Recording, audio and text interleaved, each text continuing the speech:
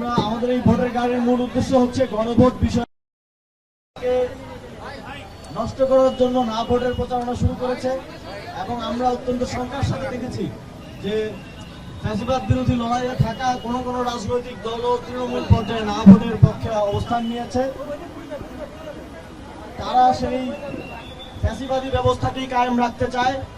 সেই জায়গা থেকে জাতীয় নাগরিক পার্টি গণভোটে হ্যাঁ ভোটকে জয়যুক্ত করার জন্য সংস্কারের মাধ্যমে বাংলাদেশের চলমান ফ্যাসিবাদী ব্যবস্থাকে ভেঙে দেওয়ার জন্য সারা দেশব্যাপী কর্মসূচি হাতে নিয়েছে। তারই একটি অংশ হিসেবে আমাদের এই ভোটের গাড়ি আজকে আমরা উদ্বোধন করছি। আমরা ভোটের গাড়ির পরিমাণ আরো বৃদ্ধি করব। প্রাথমিকভাবে একটা দিয়ে আমরা শুরু করছি।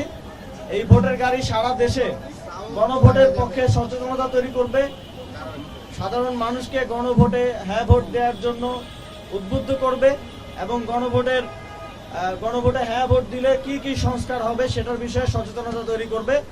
ইতিমধ্যেই অনেকে গণভোট নিয়ে নানা ধরনের গুজব ছড়ানো শুরু করেছে।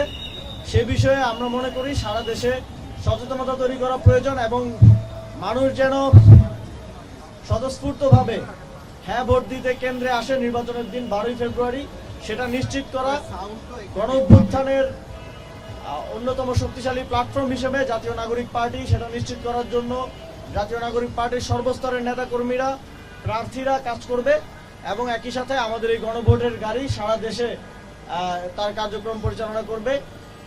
আপনাদের সকলকে আবারও ধন্যবাদ।